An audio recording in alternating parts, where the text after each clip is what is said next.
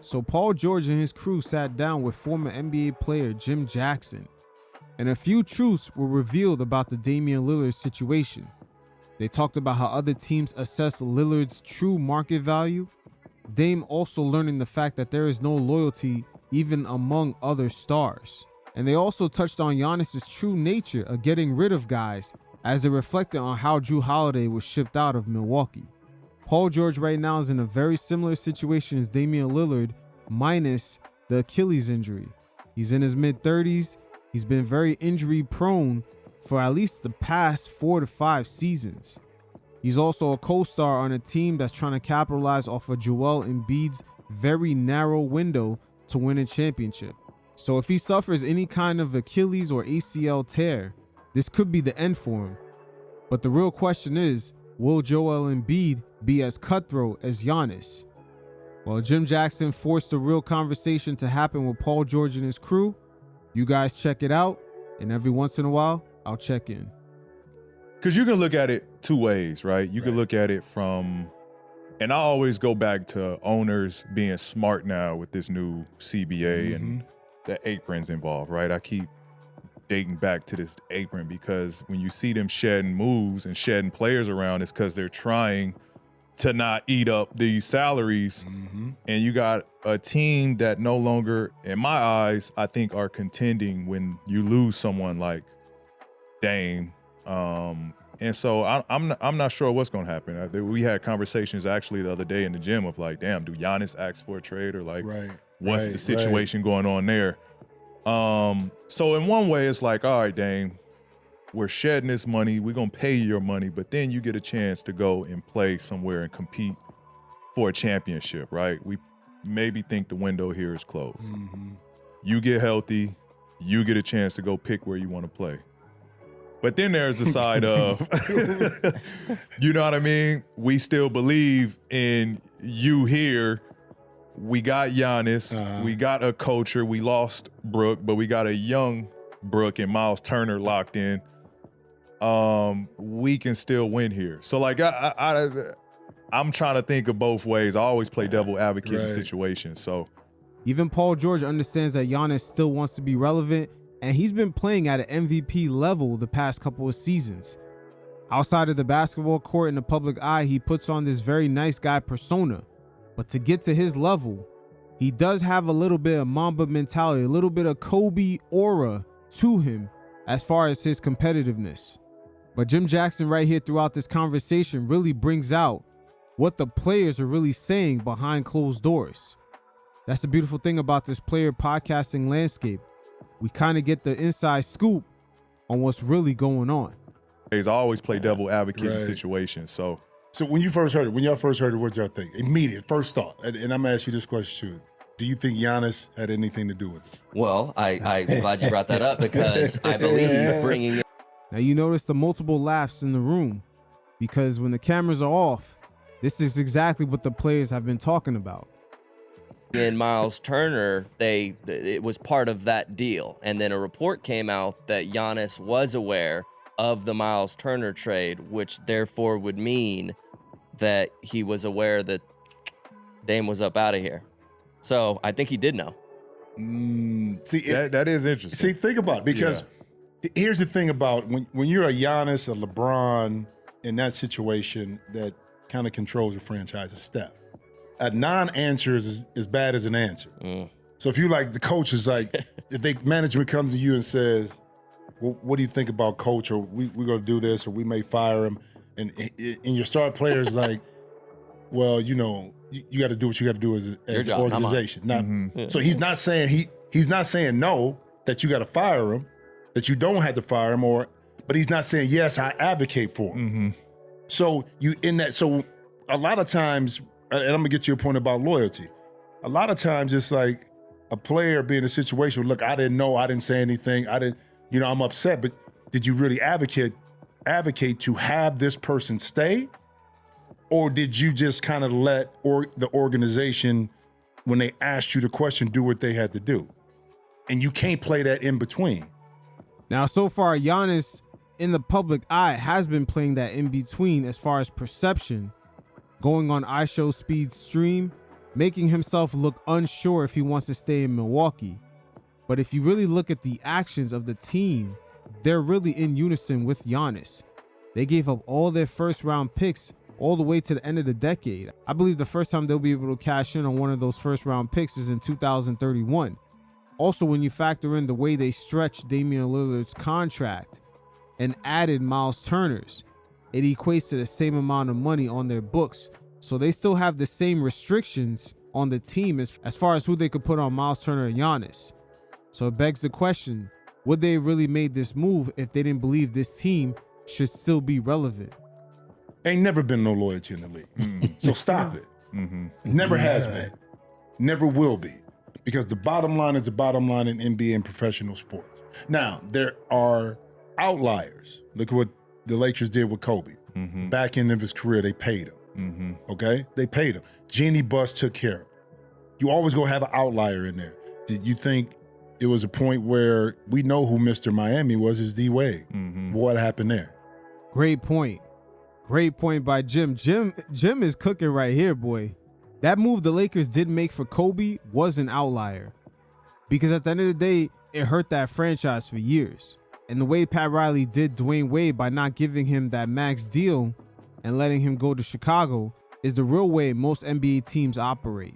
So a lot of that loyalty shit that Damian Lillard has branded himself while being in the league, that shit is farce.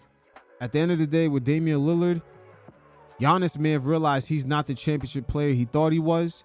And at the end of the day, with Dame, he's really a feel-good story in the NBA with just being out there in Portland, being close to his family, and quote-unquote, being branded around loyalty. We know who Mr. Miami was, is D-Wade. What happened there?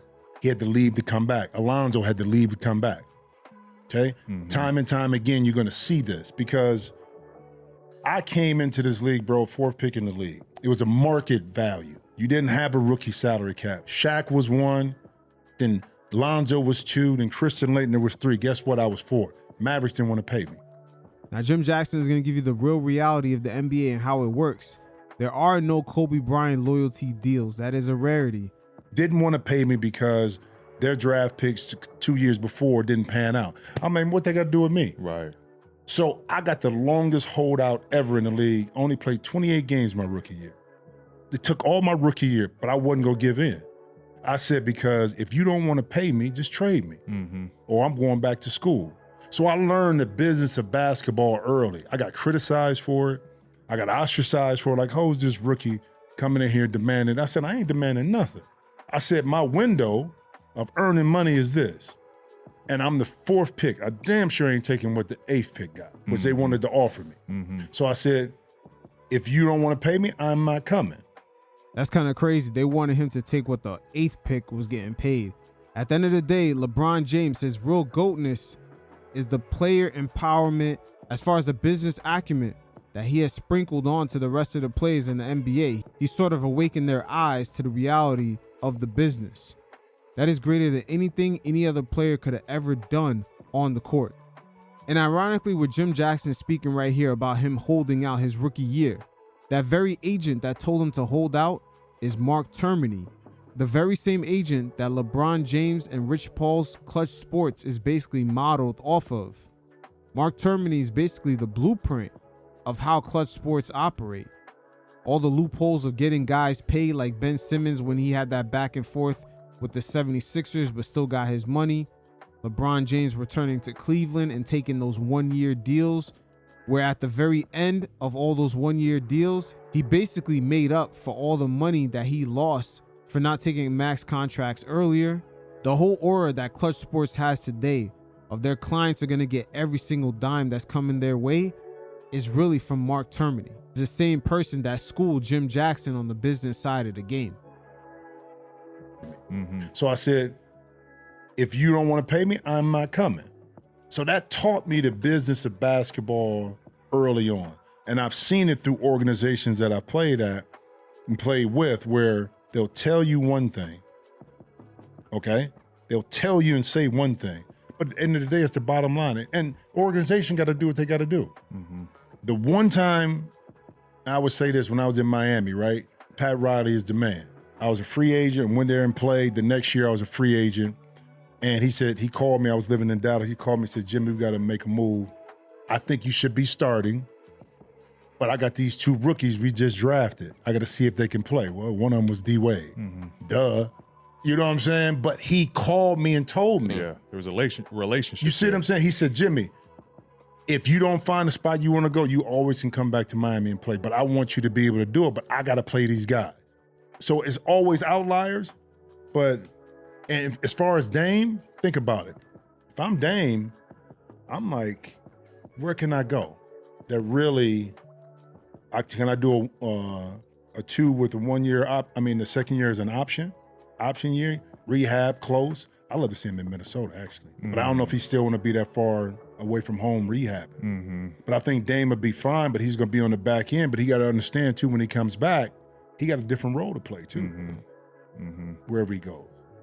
Now, another question we also have with Dame, what was his real market value? How did teams really assess his talent level at this very moment, especially coming off that injury, knowing that he was already a smaller guard that doesn't necessarily play defense, and eventually his speed, his legs, they're going to give out. So what kind of player is he really going to be? Think he'll look good at? Anywhere, bro. Like, but put him with Houston. I like that. That's real nice. Now, does he play backup to Fred? Or does he, because you think about it, he's out a year, he comes back with Van Vliet. I mean, move Fred. Depending on how he looks, right? Yeah, but it sounds good, but could Dame diversify his game? Could he be a catch and shoot player also? Because we've seen with Giannis, when he doesn't have the ball, he looks a lot different. And that fit with Giannis was already operating on very thin margins. They could not improve the team year in and year out because they were at that second apron, and at the same time, Dame needed the ball in his hands. Giannis is a guy who operates the same way also, so that 1-2 punch that we all thought was going to happen between Dame and Giannis never came into fruition.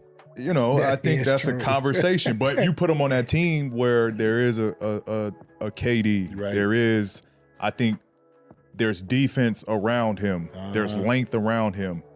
And, it's just from, I always like, if it's a smaller guard, pair him with Bigger guy. length around him.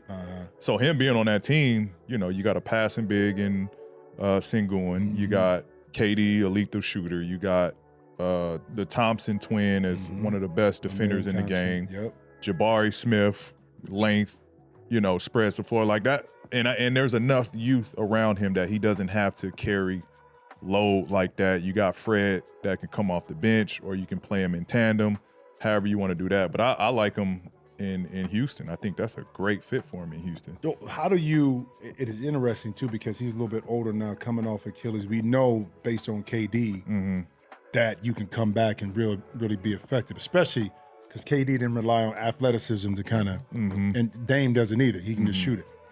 But the mindset too, I tore my ankle up. Now, when I tore mine up, it was 800 years ago. So we didn't have the technology. But when you got your injury and you had to rehab, how long did it take you mentally? Because that's, with Dame, I think wherever he goes, if he does a 2-year deal, at least he's in the building with those guys. He may not be on the floor, but if he does a 2-year deal with a team, at least he's coordinated within that organization for a year. How long did it take you, like mentally, once you knew you were healthy, to kind of get, because that's the question Dame is going to have, that's going to be asked with Dame. That's a great question, and also it provides us with a scope of just how teams really assess Dame, because you have to factor in it may take him a year to recover. He's aging, and at the same time, his speed was already going down because of that aging. And mentally, how long is it going to take him on top of recovery to get right back into his original stride, or just having enough momentum to trust his body at a high physical level, even if it's for 20-25 minutes a game? We got to factor in the extra time for him to go through that process. And when you look at it from that perspective, how many contending teams were really considering picking up on Dame? That kind of sounds like an expensive 3-year project. So how big was Dame's market really? Dame is going to have, there's going to be asked with Dame. Yep. So the crazy thing about when I had that injury, so I came back and this was, compound fracture. Yeah. Both the tib and fib snapped, broke skin, all of that. That happened in August, right? I came back and played April, but I was practicing in like early February. Yeah, and I was limping and hobbling around in April, but I was practicing with the team. Like I wasn't, I wasn't a full-on hour and a half, but there was some live segments just to give me confidence that I could play through it, and a lot of it was for the rehab part of it of, that leg getting, some type of force going through it and learning how to cut and jump and react. So to be honest, I thought I looked bad to finish that season out, but it gave me confidence going into that summer that like, all right, if I got NBA games under my belt, I can attack this summer, 100%. So all in all, I think it was a good year turnaround for me to be completely, and mine's is different, right? Like Dame is, that's a tendon, right? That's a different type of, if I step this way, mine's is like, if something hit it, am I going to be good? His is, if I take a step, is it going to snap? Is it going, if I jump, can I be explosive? So my process was a little different. I don't know how you kind of can cope or get on the floor and kind of tune that out as far as, just playing basketball, because it happens from a non-basketball or a non-contact, injury. So yeah, I don't know how you get over that one. I ain't gonna lie, because it took me a year, but that was for me that year. It was, if I get hit or something hit it, there's a potential chance for it to snap. Well, I was just saying, but you were around the team, you were in the facility, you were all that. So Dame, wherever he goes, they got to look at it. Like I know Rob Dillingham is a young rookie that's up there in Minnesota. He got to be able to have some runway next year to see if he can really be his first round pick, if he can be their future. But it's some teams I think strategically out there that with Dame, does he go back to Portland and finish it? Because now he's back home, family there, rehabbing, come back, swan story, finish a career there.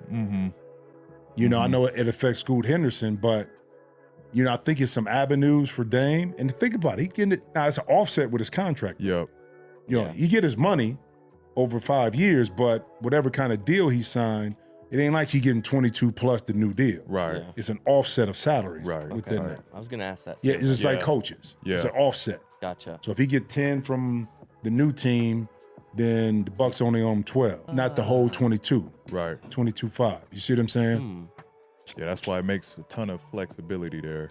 But that's a bold move. That's the longest stretch, wave and stretch that we've seen. Especially but that just from a tells you the superstar. mindset of an organization and what they think.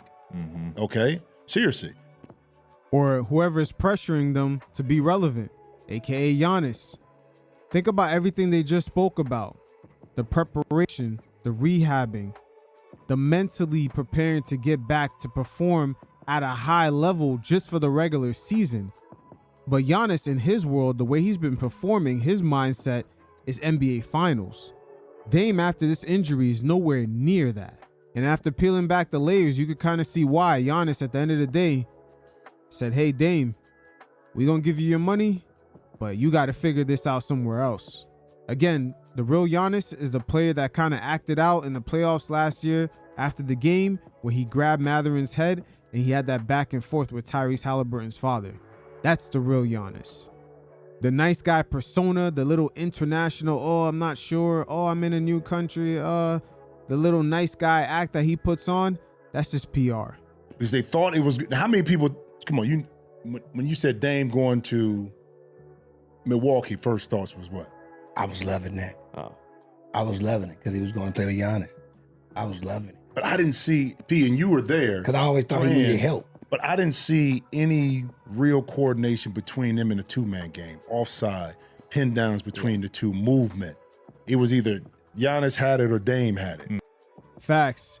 Jim Jackson, again, he's cooking. He's forcing the truth out. These two never really looked like a 1-2 tandem. It looked like your turn, my turn, your turn, my turn. Again, with Dame, he has to have the ball in his hand. He's a great player.